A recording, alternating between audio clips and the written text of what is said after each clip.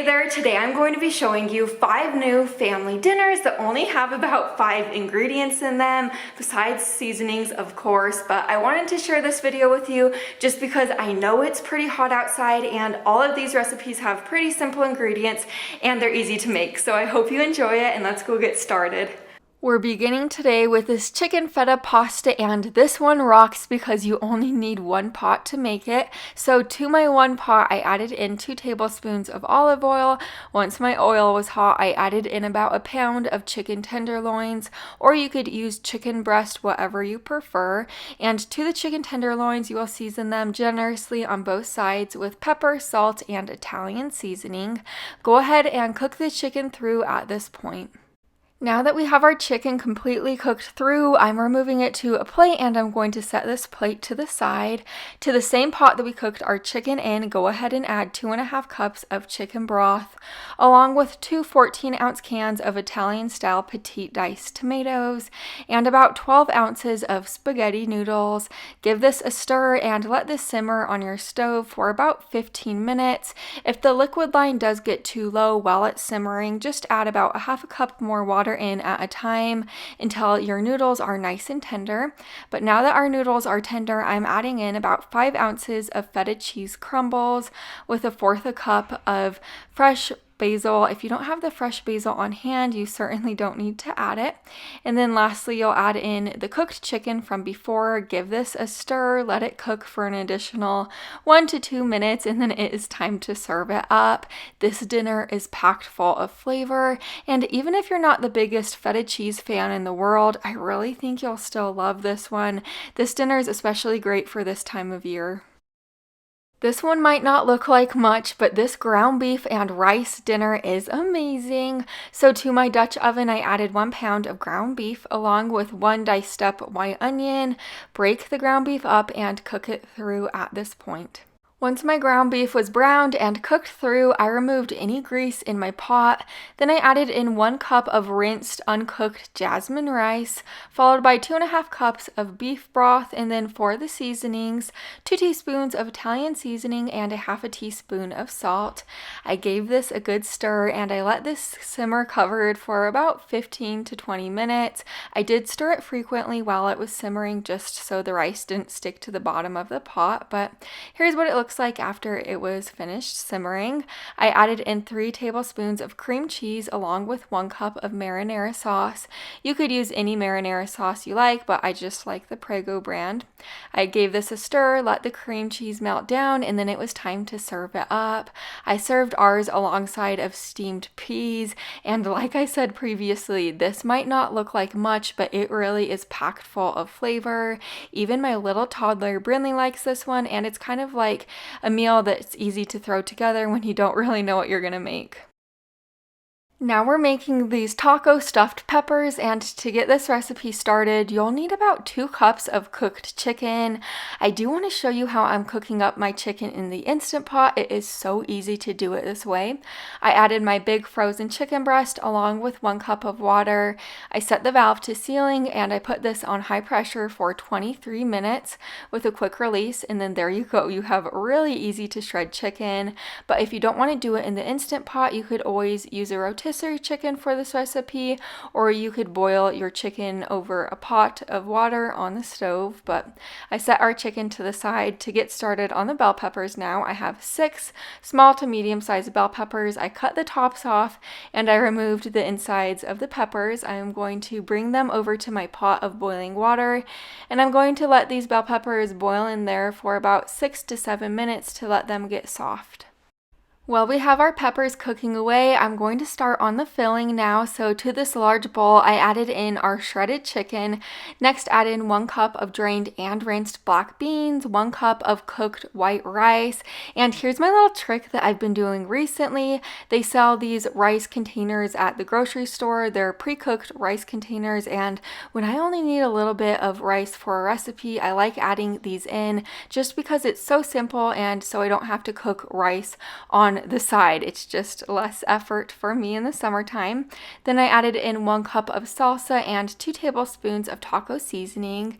Give this a really good stir to combine the ingredients.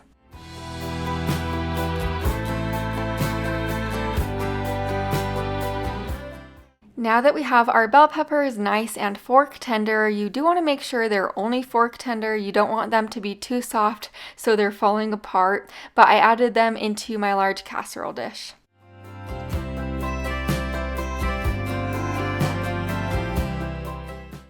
Now generously fill our bell peppers with that chicken mixture that we just made up. And I do want to mention to you, if you want to make this into a meatless meal, it is so easy to transform this recipe to a meatless meal because all you have to do is substitute the chicken for more beans. But I topped our bell peppers with a little bit of pepper jack cheese, and I baked this on 400 degrees for about 20 minutes to melt the cheese down and to cook a little bit.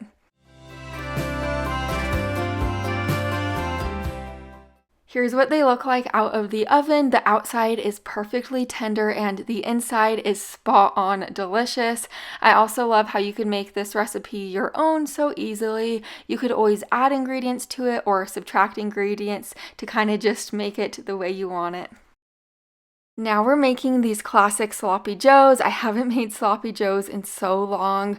To the pan on my stove, I added 1 pound of ground beef. I broke the ground beef up and I cooked it through. Once it was cooked through, I of course removed any excess grease in the pan. Then I added in 1/8 cup of brown sugar, 1/8 cup of yellow mustard, then 3/4 cup of ketchup. I gave this a really good stir and I let it cook together for a few minutes.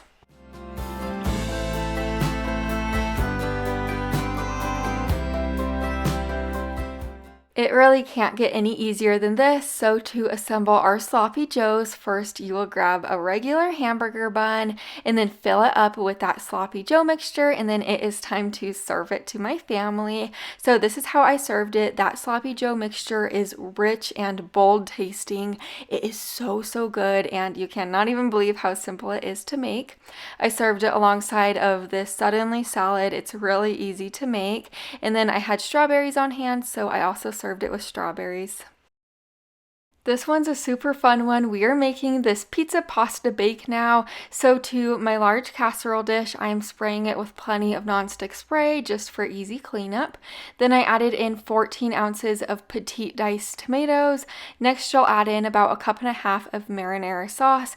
Per usual, you could use any brand of marinara sauce you like. And then to give this extra flavor, I added in 2 teaspoons of Italian seasoning, 1/2 teaspoon of pepper, and 1 teaspoon of salt. I gave this a stir and then I set it to the side. We are going to start to work on the chicken now. I have my 2 large chicken breasts right here. I'm going to be slicing them in half horizontally. So now it's going to appear as kind of like 4 chicken breasts. If you've seen any of my other videos, you might know why I like doing this so much, but I like doing it just because the chicken will be so tender in the end, and it will help the chicken cook a little bit quicker. But now to the sauce that we made up a little bit earlier, I am adding our chicken right in there, and I am going to season the chicken with a dash of salt and pepper. And then I'm going to coat the chicken in the sauce.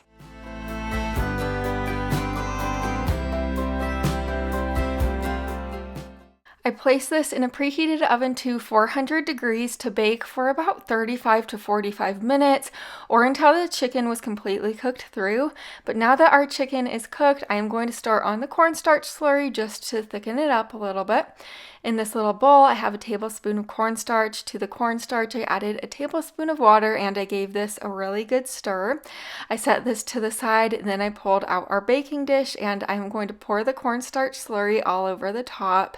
And then I gave this a little stir. Next, over the top of everything, you are going to sprinkle 1 cup of shredded mozzarella cheese. Now, this is the fun part for the pepperonis. This is optional, but I do like adding them on top. It just kind of is fun. And then I sprinkled a little bit more cheese and I baked this for an additional 10 to 15 minutes. We love eating this dinner over pasta, so to my pot of boiling water, I added in about 10 ounces of pasta. You could use any type of pasta you like, but we really like using the fun shapes just for this recipe because it's a little bit more fun. But once our baking dish was out of the oven, it was time to serve it up. Here's my plate of food. I served it over the pasta, of course, and with the chicken and plenty of the sauce. This is full of flavor, and I really think this one might surprise you. It really is delicious. I served it alongside of a side salad with spinach, carrots, cherry tomatoes, and feta cheese with a little bit of ranch for the dressing. I hope you found a recipe for yourself today, and I have so many more videos like this on my channel, so make sure you subscribe down below the video so you don't miss any more in the future. I'll see you in the next one. Bye for now.